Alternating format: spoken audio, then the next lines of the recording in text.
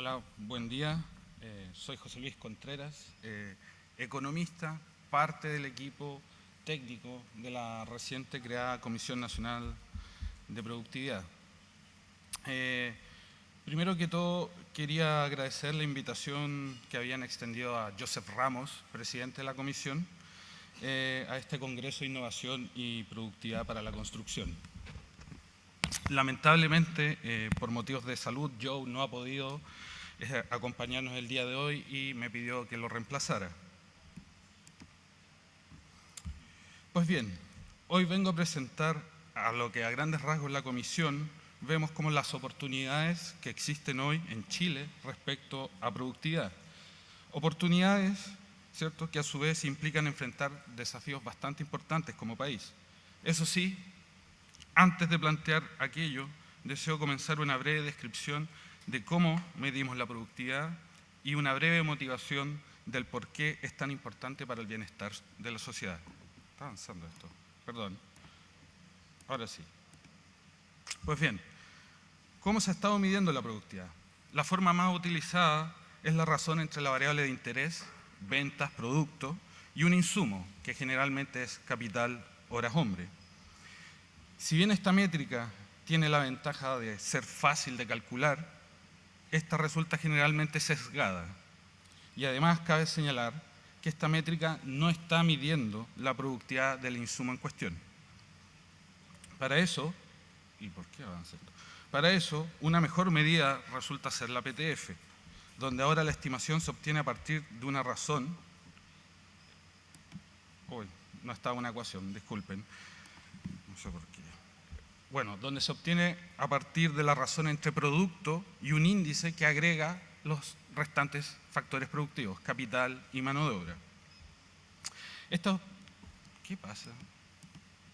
Esta estimación se obtiene como un residuo y por tanto es la medida de nuestra ignorancia, como dicen algunos entendidos. Sin embargo, la evidencia empírica sigue diciéndonos algo al respecto, y es que hay, aparte de capital y mano de obra, muchos otros factores que explican el crecimiento de una economía. Por último, hay que considerar otros factores exógenos al momento de medir la productividad, los cuales, si no son considerados, terminan siendo capturados por la productividad y, por tanto, sesgando su medida.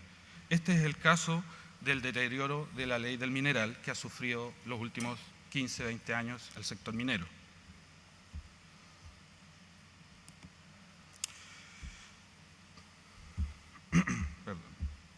Bien, ¿y por qué resulta tan relevante la productividad entonces? Para responder a aquello, veamos la siguiente figura, la cual muestra la evolución del PIB per cápita de Chile entre 1960 y 2014. De la figura podemos apreciar que no es sino posterior a la crisis de la deuda, mediados de los 80, ¿cierto?, que la dinámica del crecimiento presenta un cambio significativo y virtuoso. Por ejemplo, entre 1960 y 1985, la tasa anual promedio de crecimiento fue de tan solo 0,6%, mientras que entre 1985 y 2014 fue de 4,5%. Este cambio se debió en gran medida a las políticas macroeconómicas, el balance fiscal y los esfuerzos por reducir la inflación, por ejemplo. También a la política de apertura comercial y, está más decir, al diseño institucional. Por ejemplo, la independencia del Banco Central de Chile. Entonces, ¿por qué es tan relevante la productividad? Porque en gran medida las acciones que acabo de mencionar permitieron una mayor productividad. Por ejemplo, la apertura comercial permitió reasignar recursos dentro de la economía hacia sectores más productivos.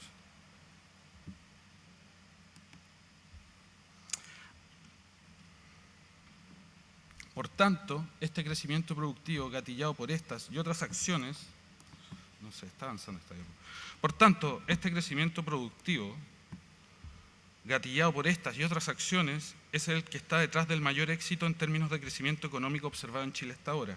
Este crecimiento económico además se tradujo en mayores recursos, tanto para el sector privado como para el Estado. Esto implicó mejoras significativas en el bienestar de la sociedad, tanto en expectativas de vida, cobertura escolar, reducción de pobreza, etc. No obstante, desde 2000, la productividad viene presentando tasas de crecimiento muy por debajo de las esperadas considerando su nivel de desarrollo, incluso inferiores a las de países desarrollados. Esto último es una señal de alerta que debemos tomar muy seriamente. Además, nos obliga a mirar el modelo y preguntarnos qué frenos pueden estar afectando a la productividad. Más adelante mencionaré algunas ideas respecto a este último punto.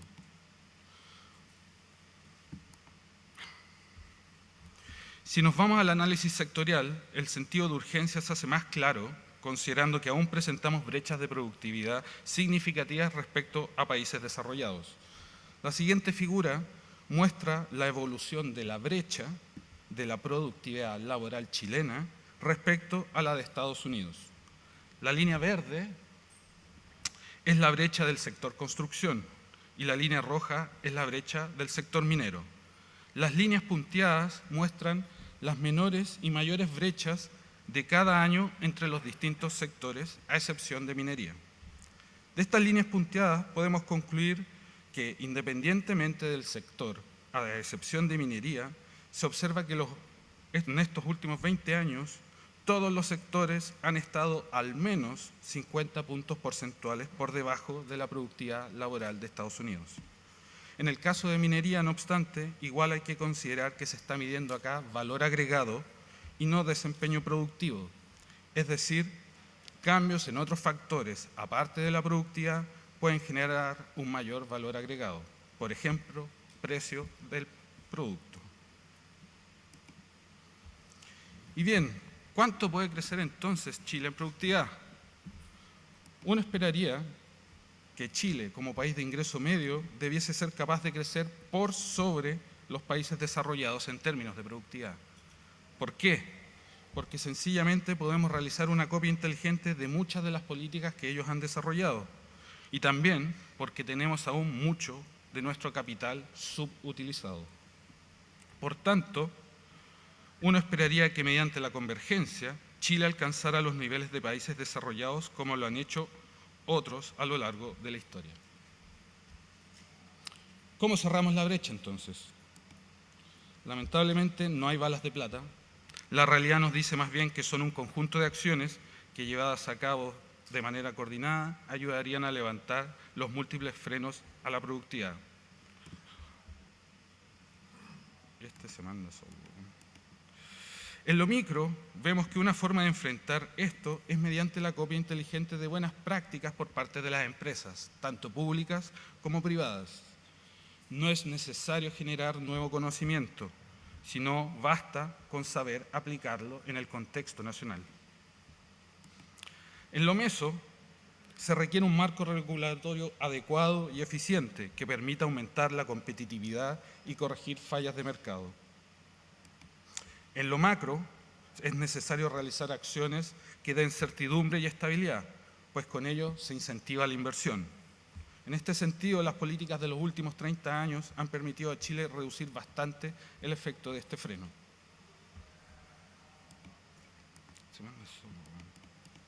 Disculpen. En lo estratégico, el capital humano resulta gravitante. Por ejemplo, ¿podemos al día de hoy tener claridad si se tienen las competencias adecuadas para enfrentar los nuevos desafíos, tanto en lo productivo, laboral como social? De hecho, este es el tema central de nuestro segundo mandato presidencial. En las últimas 2 diapositivas voy a ahondar un poco más en este punto, el cual consideramos al día de hoy en la Comisión como uno de los más relevantes y urgentes de atender. En lo institucional, se requieren entidades fuertes y que cumplen un rol fiscalizador eficiente, capaz de dar respuesta a las necesidades de las distintas actividades económicas en un plazo prudente. Por ejemplo, en el estudio de minería, la Comisión recomendó la creación de una oficina de grandes proyectos, siguiendo las mejores prácticas internacionales. Joe siempre hace el mismo comentario. Si Australia es capaz de definir en 3 años los grandes proyectos, ¿por qué a Chile le toma 6? Más aún si consideramos que probablemente ellos tienen igual o mayores exigencias medioambientales. Por último, y no menor, está el freno que va muy de la mano con el desarrollo del capital humano y tiene que ver con aspectos culturales que no permiten sacar el mejor provecho al conocimiento y la capacidad de las personas. Pues bien, como lo mencioné en la diapositiva anterior, quisiera terminar esta presentación tomando una de las oportunidades, ¿cierto?, la cual también implica varios desafíos importantes. Esta oportunidad tiene que ver con el capital humano y específicamente la formación por competencias. Para ello quiero motivar el punto presentando uno de los resultados de la última encuesta PIAAC de 2015, específicamente la que tiene que ver con competencias lectoras. Si me permite. Acá encontramos a Chile, el resto de los miembros de la OECD, aparte de ciertos países invitados, y acá tenemos el promedio de la OECD. Estos resultados son similares también, entiéndase, Chile también aparece último cuando se hace la evaluación en la evaluación numérica, como también en la evaluación de resolución de problemas. De estas evaluaciones, de estas 3 evaluaciones, se concluye que alrededor del 50% de la población entre 15 y 65 años no entiende lo que lee. Además, tampoco es capaz de realizar correctamente cálculos numéricos simples y también es incapaz de utilizar medios digitales para resolver tareas simples. Y lo fuerte de todo esto es que lo venimos sabiendo desde hace 20 años. Uy, perdón. Esto avanza solo. Nos preguntamos nosotros en la comisión, ¿cuánto es lo que deja de ganar Chile por el hecho de que 1 de cada 2 personas en edad de trabajar son analfabetos funcionales? Y aquí está la oportunidad. Existe un amplio espacio para mejorar las competencias laborales. Sin embargo, esto presenta varios desafíos.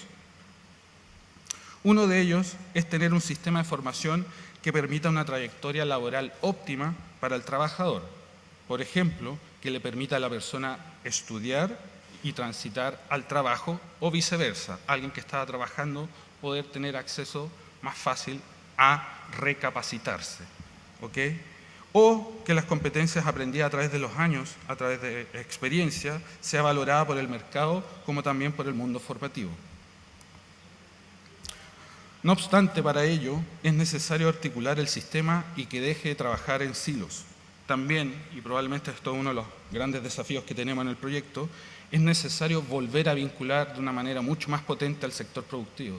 Ustedes son los que demandan la mano de obra y al día de hoy la formación no está conversando con la demanda de trabajo. Y por último, y más urgente, creemos nosotros, es necesario mejorar la formación de conocimientos generales, pues sin ello los futuros trabajadores no tendrán la capacidad de ir adecuándose a las nuevas tecnologías. Distintos estudios desde la OCDE, el Banco Mundial, FMI, estiman entre un 15 o incluso un 50% de la fuerza de trabajo debería ser sustituida de aquí a 2030, sencillamente por las nuevas tecnologías. Por último, solamente quiero ser breve y quiero cerrar esta presentación con una breve descripción de qué es la comisión. La comisión fue creada el año 2015, pretende ser permanente, todavía no lo es. Trabaja con 8 consejeros independientes, con un pequeño equipo técnico al cual yo estoy representando el día de hoy, convocado para hacer recomendaciones siempre basado en evidencia empírica. Trabajos que han sido solicitados por el gobierno, el estudio de productividad en la minería, el cual ya entregamos a mitad de año, el de competencias laborales que acabo de mencionar, que entregamos a fines de este año, y un estudio anual sobre evolución de productividad que debemos entregar anualmente. También tenemos otros estudios que son automandatados, entre ellos puedo mencionar el primer estudio que realizamos, que fue el de Agenda de Agendas, que fue una revisión de las distintas propuestas en torno a productividad de los últimos 4 gobiernos, y también fue entregado en marzo del año pasado. El de participación laboral femenina, que fue entregado ahora en septiembre, y un último que tiene que ver con tecnologías disruptivas y todo lo que tiene que ver entre un análisis regulatorio, cómo el Estado debe adecuarse a las nuevas tecnologías, y también el impacto económico de estas mismas tecnologías. Muchísimas gracias.